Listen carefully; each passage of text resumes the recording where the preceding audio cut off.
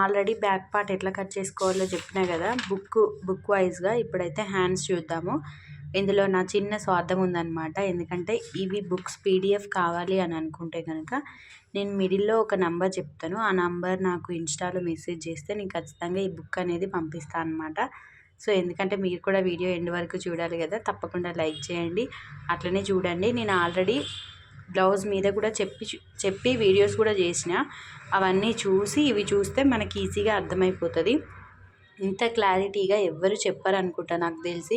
ఇంకా మీరు శ్రద్ధగా ఒక 2 టైమ్స్ ఈ బుక్ని చదువుకుంటే కనుక ఈజీగా అర్థమైపోతుంది. అట్లనే మళ్ళీ ఇక్కడ డౌట్ వచ్చింది అని వీడియోస్ చూడకుండా, ఆ 1 అవర్ వీడియోస్ అవన్నీ చూడకుండా ఉంటుంది కదా. సో ఆల్రెడీ మనకు వీడియోలో ఒక 20 మినిట్స్లో బ్లౌజ్ ఎట్లా కట్ చేసుకోవాలి అనేది చెప్పిన, ఒకసారి వెళ్ళి చెక్అవుట్ చేయండి. ఇప్పుడు హ్యాండ్స్ అయితే చూద్దాము. హ్యాండ్స్ ఎప్పుడు కానీ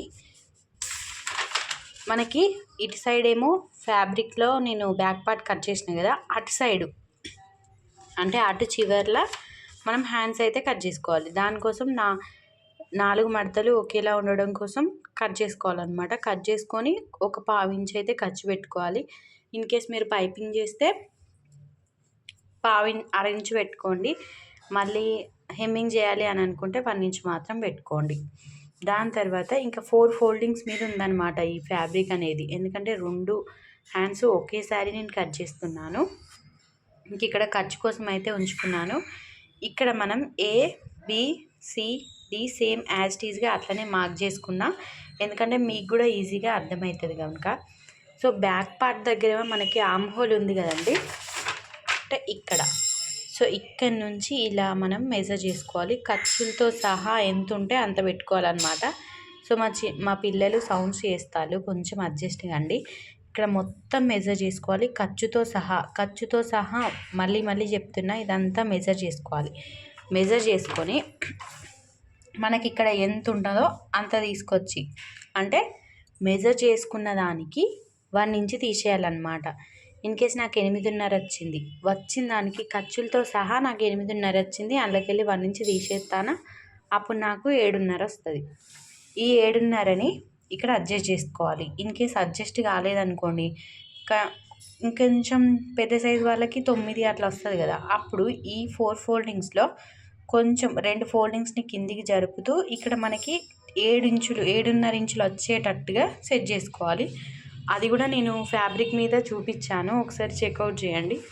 ఎందుకంటే ఇలా అడ్జస్ట్ చేసుకున్నాం అనుకోండి, హ్యాండ్కి ఒకవైపు మాత్రమే అతుకులు పడతాయి. మనం ఇట్లనే అడ్జస్ట్ చేయకుండా కుట్టినాం అనుకోండి, హ్యాండ్కి అటువైపు ఇటువైపు అంటే 2 హ్యాండ్స్కి 4 చోట్ల మనకు అతుకులు అనేవి పడతాయి అన్నమాట. ఇలా మనం ఆర్మ్ హోల్ డౌన్ని మార్క్ చేసుకున్నాం కదా. ఇప్పుడు మనం దేన్ని అంటే ఎలాంటిగా హ్యాండ్ మెజర్మెంట్ మనకు అవసరం లేదనమాట. బ్యాక్ పార్ట్ ఆధారంగా మనం కుడతాం. సో ఇక్కడ మెజర్ చేసుకొని మాకైతే చేసుకోండి. ఇప్పుడు మనం దీన్నే పెద్దగా ఇమేజ్ అయితే డ్రా చేసుకున్నా, అదే అన్నమాట ఇది. సో ఇక్కడ మనం ఆర్మ్ హోల్ డౌన్ని 7.5కి మార్క్ చేసుకున్నాం కదా. మార్క్ చేసుకున్న తర్వాత ఇక్కడ మనకి హ్యాండ్ రౌండ్ ఎంత ఉంది అంటే, కొంతమంది ఎల్బో హ్యాండ్స్ పెట్టుకుంటారు, కొంతమంది హాఫ్ హ్యాండ్స్, కొంతమంది స్లీవ్లెస్ పెట్టుకుంటారు కదా. ఇవి హాఫ్ హ్యాండ్స్ అనమాట, షార్ట్ హ్యాండ్స్ కాదు, మీడియం సైజ్ అనమాట. సో ఇక్కడ ఆర్మ్ రౌండ్ ఎంత ఉందో మనం మార్క్ చేసుకోవాలి. మార్క్ చేసుకొని 2 ఇంచులు ఖర్చులు పెట్టుకుంటే సరిపోద్ది అనమాట. ఇంకా మనకి మళ్ళీ చంక డౌన్ తీసి ఇవన్నీ ఏం మీరు గుర్తుపెట్టుకోకండి. ఆర్మ్ రౌండ్ తీసుకోవాలి, 2 ఇంచులు ఖర్చులు అయితే పెట్టుకోవాలి. మార్క్ చేసుకున్నాం కదా ఇక్కడ. సో ఇవైతే ఖర్చులు. ఇక్కడ మనం ఆర్మ్ హోల్ డౌన్ ఎంత వచ్చింది, 7.5 వచ్చింది, మార్క్ చేసుకున్నాము.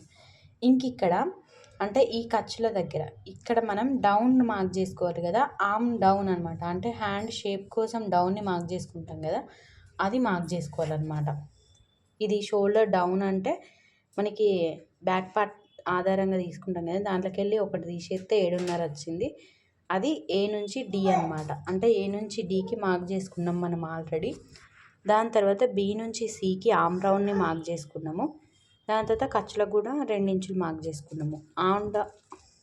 ఆర్మ్ డౌన్ అనేది ఏ సైజ్ వాళ్ళకైనా అంటే ఇక్కడ మనం డౌన్ పెట్టుకుంటాం కదా, అదనమాట.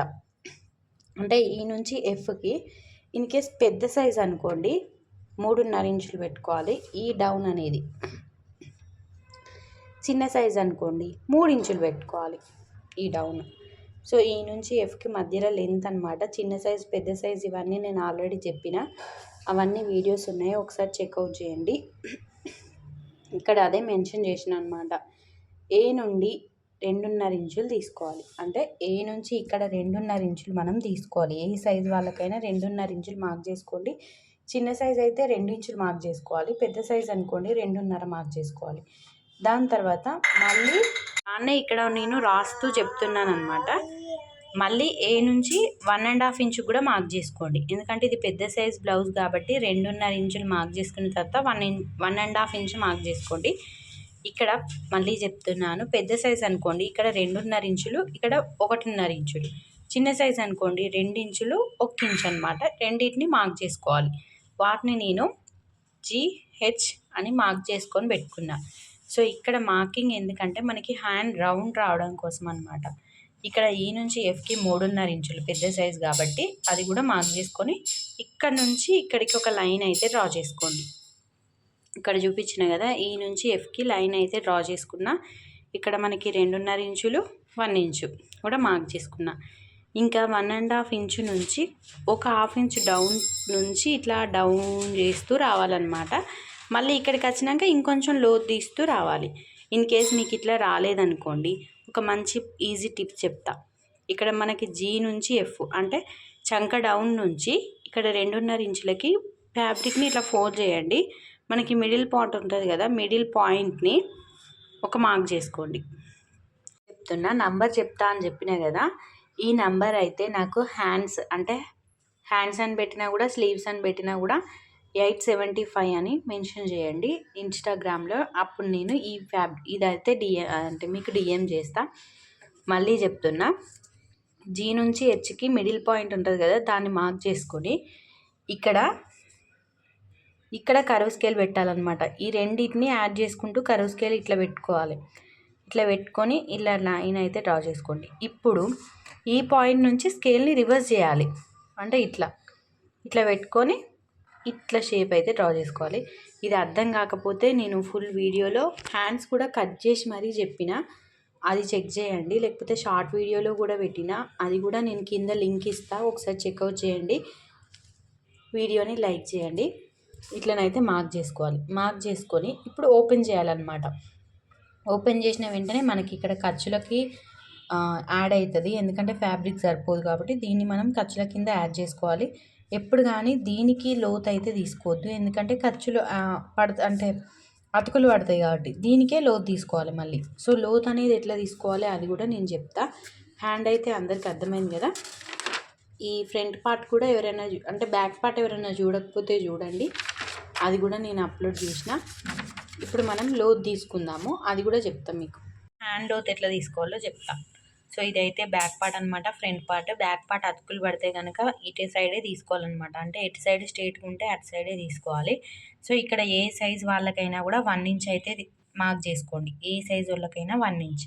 సో మార్క్ చేసుకొని ఇక్కడ నుంచి ఈ ఖర్చుల నుంచి మిడిల్ పాయింట్ని మార్క్ చేసుకోండి. ఇక్కడ మిడిల్ పాయింట్ అయితే పెట్టుకున్నాం కదా, ఇది నేను ఒక షార్ట్ వీడియోలో కూడా మెన్షన్ చేసిన, కావాలంటే ఆ వీడియో చూడండి. మిడిల్ పాయింట్ని మార్క్ చేసుకొని ఒక 1/2 ఇంచ్ కింది నుంచి ఇట్లా డౌన్ చేస్తూ మళ్ళీ ఇక్కడ పైకి వస్తూ కట్ చేసుకోవాలన్నమాట. కరువు లాగా ఎప్పుడు కానీ మనం ఇలానే కట్ చేసుకోవాలి. ఇక్కడ ఒక 1/2 ఇంచ్ డౌన్ నుంచి ఇలా కట్ చేసుకుంటూ రావాలన్నమాట. మళ్ళీ ఇక్కడికి అటాచ్ కావాలి. ఇదే మనకి లోతు తీసుకోవడం అనమాట. ఒక 1/2 ఇంచ్ లోతు అయితే తీసుకుంటే సరిపోతుంది. సో ఇంకా ఫుల్ వీడియోలు అన్నీ పెడుతూ ఉంటాను, ఒకసారి చెక్అవుట్ చేయండి. వీడియో నచ్చితే లైక్ చేయండి. చెప్పినా కదా, నంబర్ అయితే ఒకసారి నాకు ఇన్స్టాలో డిఎం చేయండి. ఇది కూడా నేను మీకు వాట్సాప్ చేసి ఇన్స్టాలో డిఎం చేస్తాను.